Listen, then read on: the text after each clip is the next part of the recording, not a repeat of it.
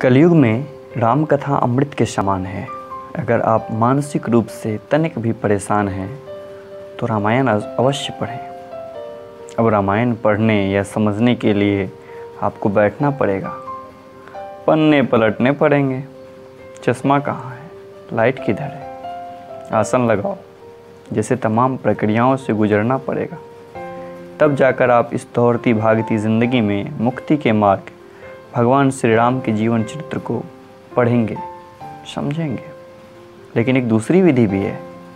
अगर आप इस चैनल को सब्सक्राइब करें तो पूरी राम कहानी आप कभी भी कहीं भी बिना चश्मे, बिना लाइट के सुन सकते हैं, बिना आसन लगाए आराम से, जब मन जितना उतना सुन सकते हैं। तो चलिए शुरू करते हैं।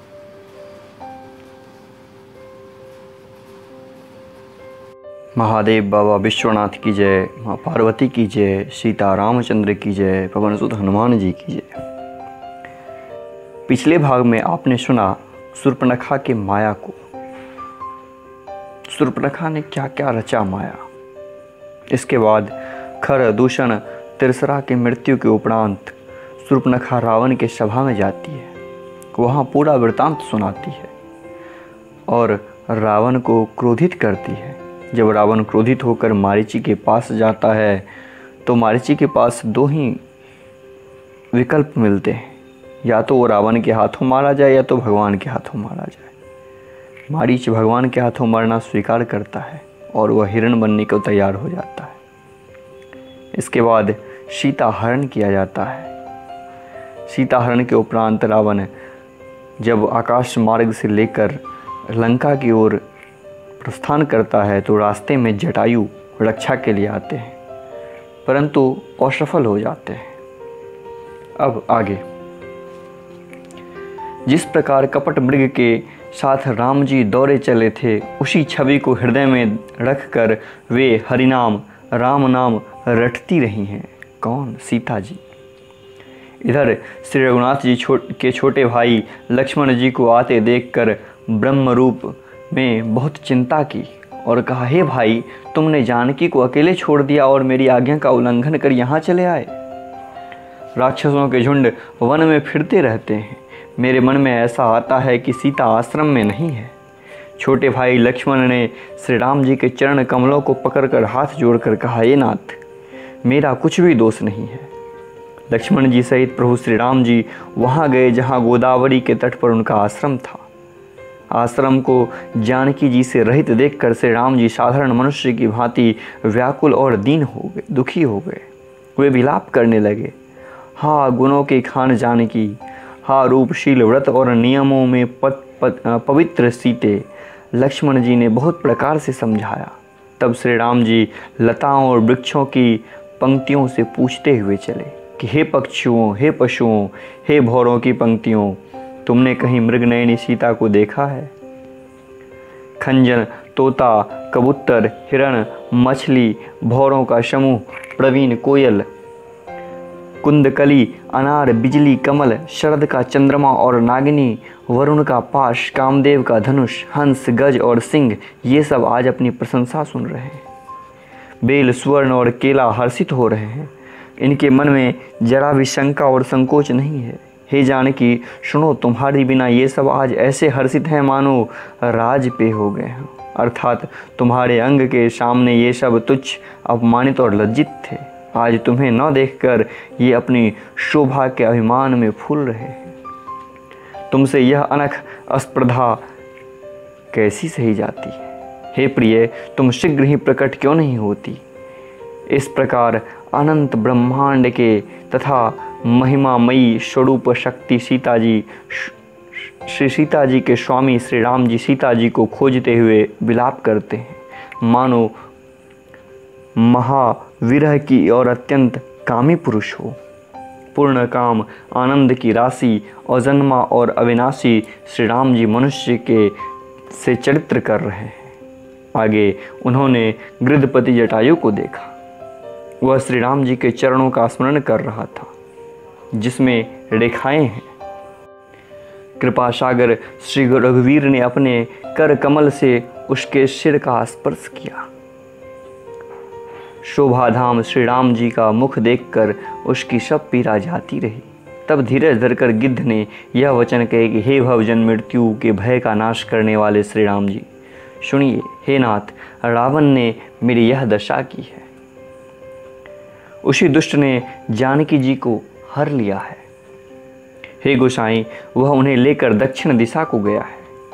सीता जी कुररी कुर्ज की तरह अत्यंत विलाप कर रही थी। हे प्रभु, मैंने आपके दर्शन के लिए प्राण रोक रखे थे। हे कृपा निधान, अब ये चलना ही चाहते हैं। श्री राम जी ने कहा, हे तात, शरीर को बनाए रखिए।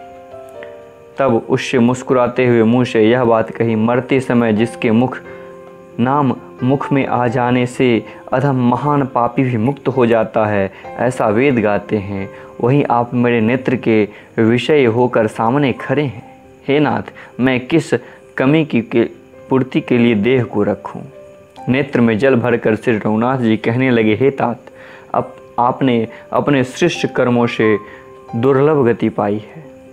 जिनके मन में दूसरे का हित बसता है, उसके लिए जगत में कुछ भी दुर्लभ नहीं है। हे तात, शरीर छोड़कर आप मेरे परम धाम में जाएंगे। मैं आपको क्या दूं? आप तो पूर्ण काम है, सब कुछ पा चुके हैं। हे तात, सीता हरण की बात आप जाकर पिताजी से ना कहिएगा। यदि मैं राम हूँ तो दशमुख रावण कुटुंब सहित वहाँ आकर स्वयं ही कहेगा। जटायु ने गिद्ध की देह का त्याग कर हरि का रूप धारण किया और बहुत से अनुपम दिव्य आभूषण पीताम्बर पहन लिए।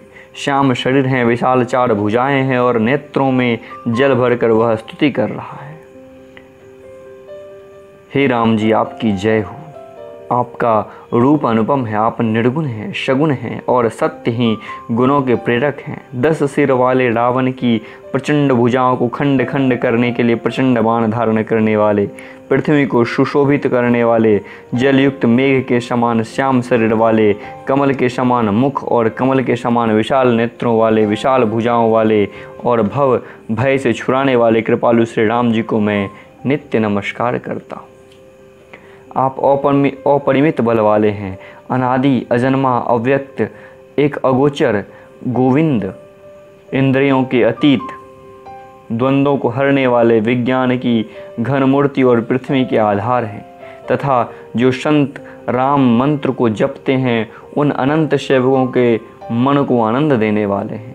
उन निष्काम प्रिय, निष्काम जनों में प्रेमी अथवा उन्हें प्रिय तथा काम आदि दुष्टों के दलन करने वाले श्री राम जी मैं नित्य नमस्कार करता हूँ।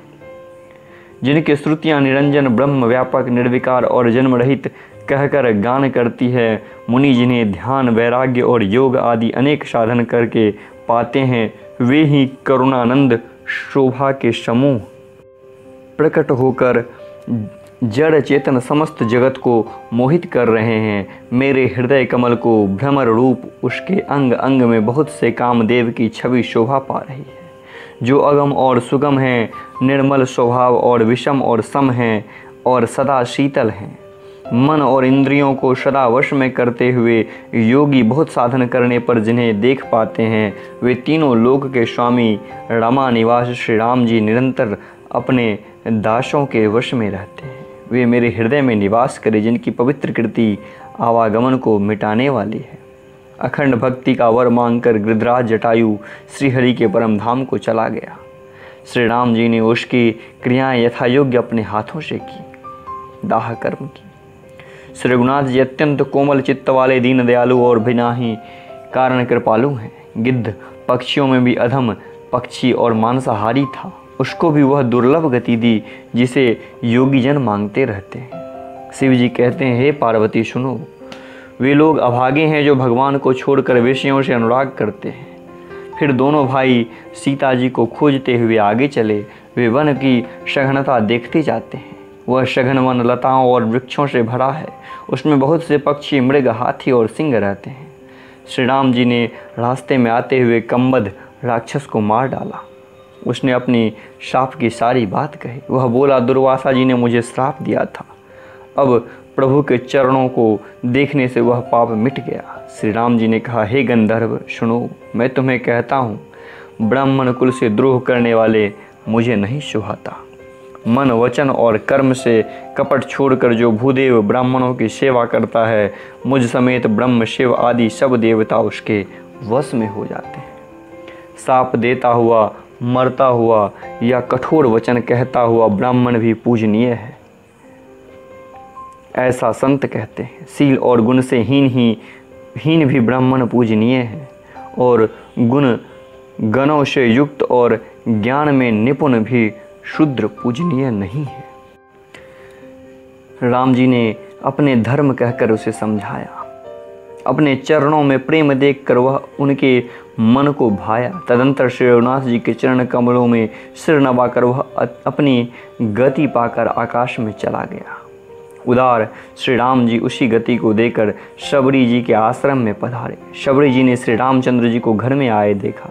तब मुनि मतंग जी के वचनों को याद करके उनके मन प्रसन्न हो गया।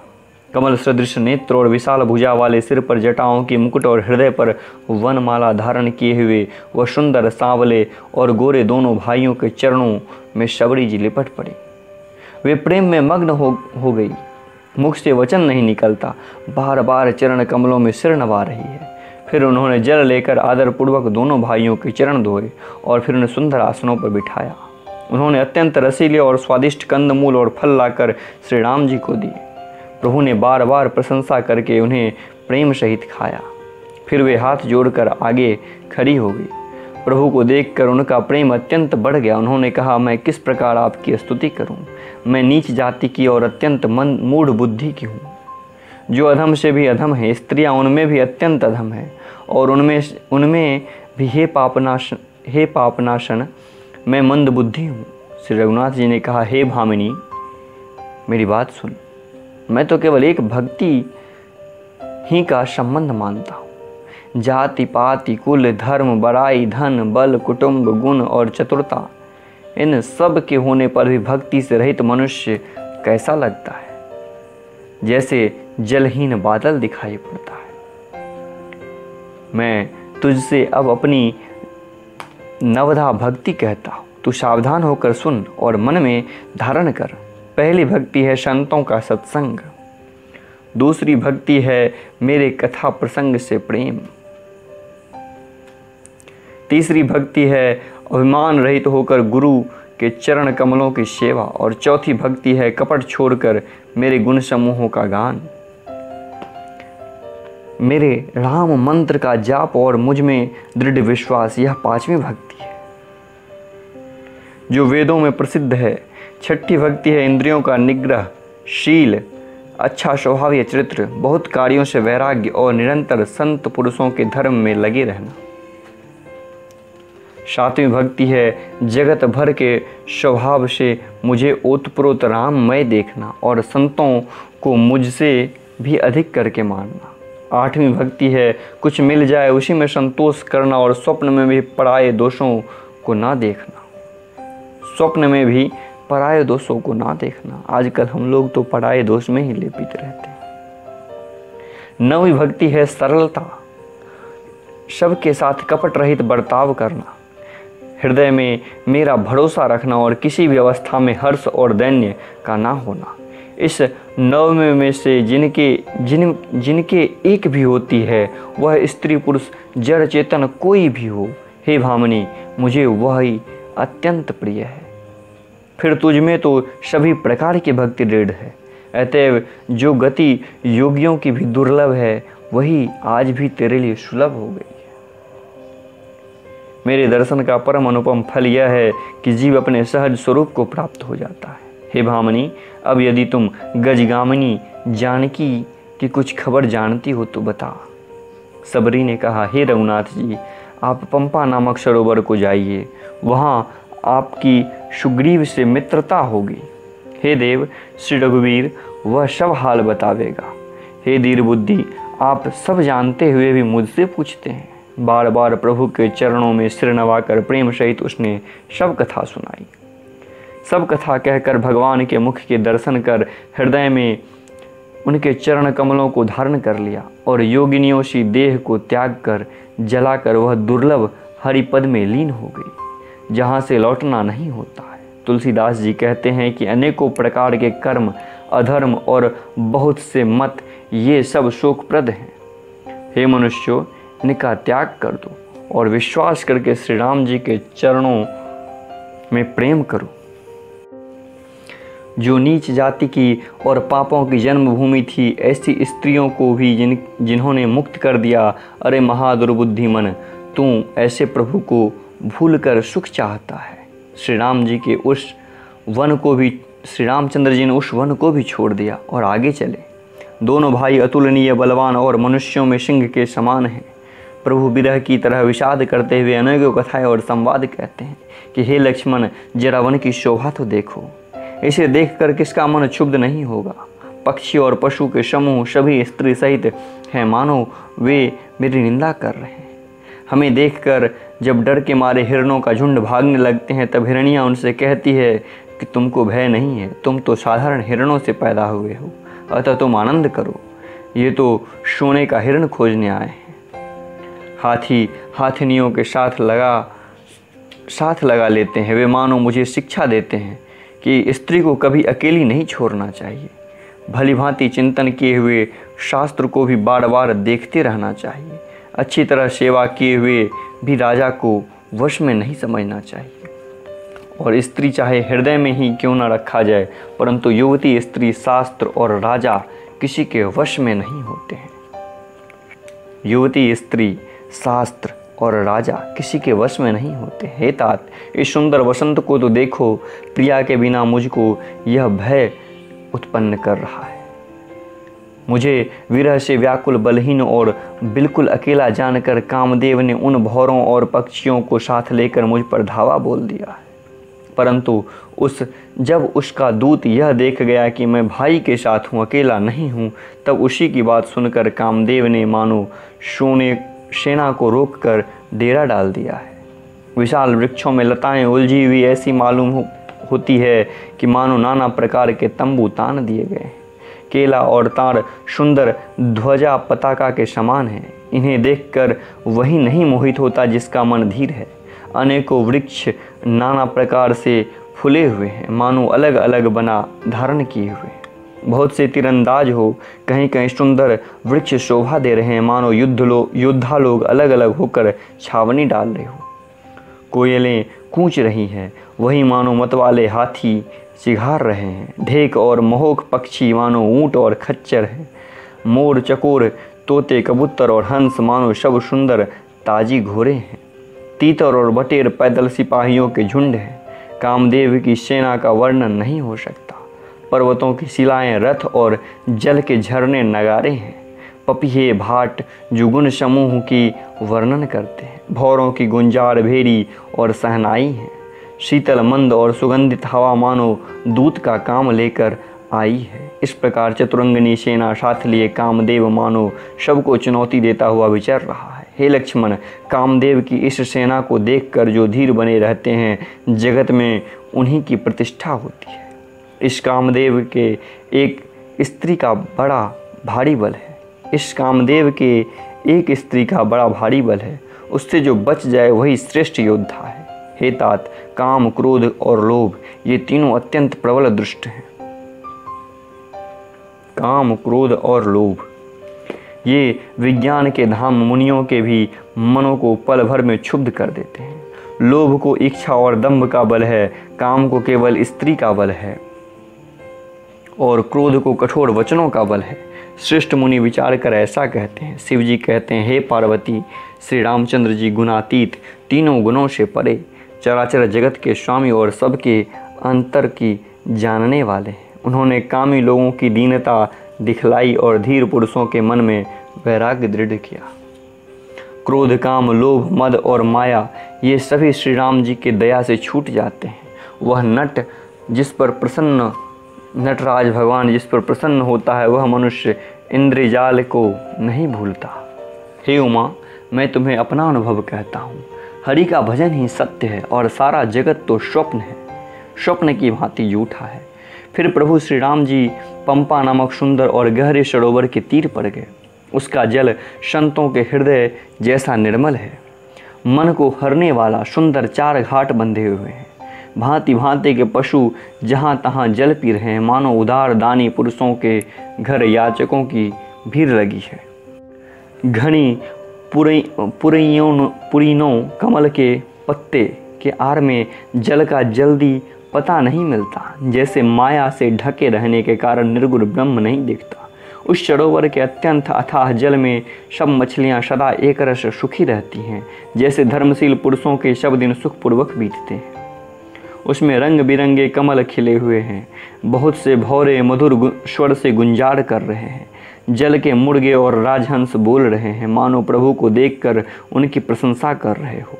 चक्रवात, बगुले आदि पक्षियों का समुदाय देखते ही बनता है, उसका वर्णन नहीं किया जा सकता। सुंदर पक्षियों की बोली बड़ी सुहावनी लगती है, मानो जाते हुए पक्षियों को बुलाए लेती हो। उस झील के समीप मुनियों ने आश्रम बनाए रखे हैं। उसके चारों ओर वन के समुद्र वृक्ष हैं। चंपा, मौलसिरी, कदम्ब, तमाल, पाटल, कटहल, ढाक और आम आदि बहुत प्रकार के वृक्ष नए नए पत्तों और पुष्पों से युक्त हैं। भौरा का समूह गुंजार कर रहे हैं। स्वभाव से ही शीतल, मंद, सुगंधित और मनों को हरने वाली हवा सदा बहती रहती है। कोयलें कुहू कुहू का शब्द कर रही हैं। उनकी रसीली बोली सुनकर मुनियों का भी ध्यान टूट जाता है। फलों के बोझ से झुककर सारे वृक्ष पृथ्वी के पास आने लगे हैं, जैसे परोपकारी पुरुष बड़ी संपत्ति पाकर झुक जाते हैं। श्री राम जी ने अत्यंत सुंदर तालाब देखकर स्नान किया और परम सुख पाया। एक सुंदर उत्तम वृक्ष की छाया देखकर श्री रघुनाथ जी छोटे भाई लक्ष्मण जी सहित बैठ गए। फिर वहाँ सब देवता और मुनि आए और स्तुति करके अपने अपने धाम को चले गए। कृपालु श्री राम जी परम प्रसन्न बैठे हुए छोटे भाई लक्ष्मण जी से रसीली कथाएं कर रहे हैं। भगवान को विरह युक्त देखकर नारद जी के मन में विशेष रूप से सोच हुआ। उन्होंने विचार किया कि मेरे ही शाप को स्वीकार करके श्री राम जी नाना प्रकार के दुखों का भार सह रहे हैं। ऐसे प्रभु को जाकर देखूं, फिर ऐसा अवसर ना बनावेगा। यह विचार कर नारद जी हाथ में वीणा लिए वहाँ गए, जहाँ प्रभु सुखपूर्वक बैठे हुए थे। वे कोमल वाणी से प्रेम के साथ बहुत प्रकार से बखान कर रामचरित का गान करते हुए आ रहे थे। दंडवत करते देखकर श्री रामचंद्र जी नारद जी को उठा लिया और बहुत देर तक हृदय से लगाए रखा। फिर स्वागत पूछकर पास बिठा लिया। लक्ष्मण जी ने आदर के साथ उनके चरण धोए, बहुत प्रकार से विनती करके और प्रभु को मन में प्रसन्न जानकर तब नारद जी कमल के समान हाथों को जोड़कर वचन बोले कि हे स्वभाव से ही उदार श्री रघुनाथ जी, सुनिए, आप सुंदर, अगम और सुगम वर के देने वाले हैं। हे स्वामी, मैं एक वर मांगता हूँ, वह मुझे दीजिए। यद्यपि आप अंतर्यामी होने के नाते सब जानते ही हैं। श्री राम जी ने कहा, हे मुनि, तुम मेरा स्वभाव जानते हो। क्या मैं अपने भक्तों से कभी कुछ छिपाव करता हूँ? मुझे ऐसी कौन सी वस्तु प्रिय लगती है जिसे हे मुनि श्रेष्ठ तुम नहीं मांग सकते? मुझे भक्त के लिए कुछ भी अदेय नहीं है। मेरा ऐसा विश्वास भूलकर भी मत छोड़ो। तब नारद जी हर्षित होकर बोले, मैं ऐसा वर मांगता हूँ, यह धृष्टता करता हूँ। यद्यपि प्रभु के अनेकों नाम हैं और वेद कहते हैं कि वे सब एक से बढ़कर एक हैं, तो भी हे नाथ, राम नाम सब नामों से बढ़कर हो और पाप रूपी पक्षियों के समूह के लिए यह वधिक के समान हो। आपकी भक्ति पूर्णिमा की रात्रि है, उसमें राम नाम यह पूर्ण चंद्रमा होकर अन्य सब नाम तारागण होकर भक्त के हृदय रूपी निर्मल आकाश में निवास करते हैं। कृपा सागर श्री रघुनाथ जी मुनि से एवमस्तु कहा। तब नारद जी ने मन में अत्यंत हर्षित होकर प्रभु के चरणों में मस्तक नवाया। श्री रघुनाथ जी को अत्यंत प्रसन्न जानकर नारद जी फिर कोमल वाणी बोले कि हे राम जी, हे रघुनाथ जी, सुनिए, जब आपने अपनी माया को प्रेरित करके मुझे मोहित किया था, तब मैं विवाह करना चाहता था। हे प्रभु, आपने मुझे किस कारण विवाह नहीं करने दिया? प्रभु बोले, हे मुनि सुनो, मैं तुम्हें हर्ष के साथ कहता हूँ कि जो समस्त आशा भरोसा छोड़कर केवल मुझी को ही भजते हैं, मैं सदा उनकी वैसे ही रखवाली करता हूँ जैसे माता बालक की रक्षा करती है। छोटा बच्चा जब दौड़कर आग और सांप पकड़ने को जाता है तो वहाँ माता उसे अलग करके बचा लेती है। सयाना हो जाने पर उस पुत्र पर माता प्रेम तो करती है परंतु पिछली बातें नहीं रहती।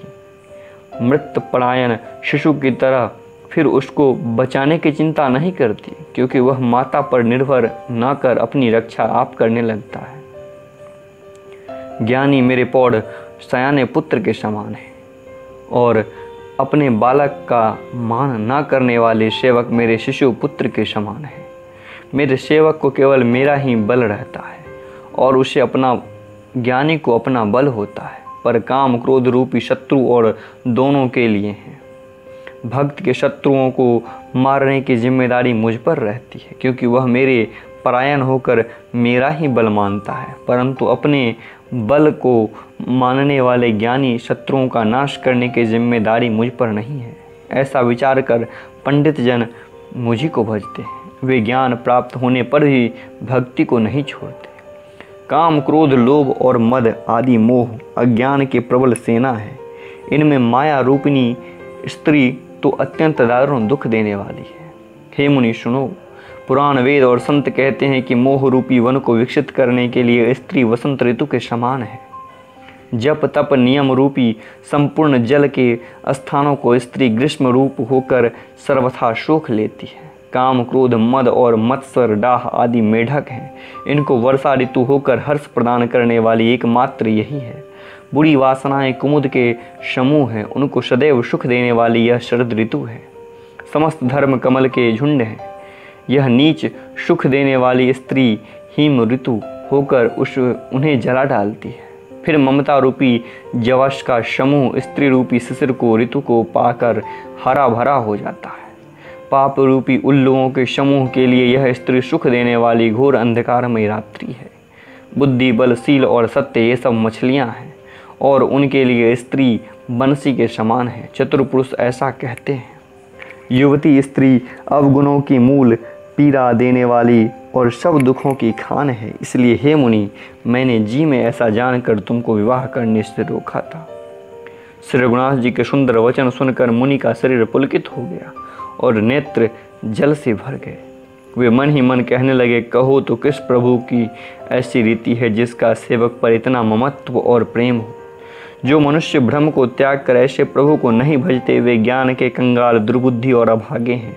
फिर नारद मुनि आदर सहित बोले कि हे विज्ञान विशारद श्री राम जी सुनिए।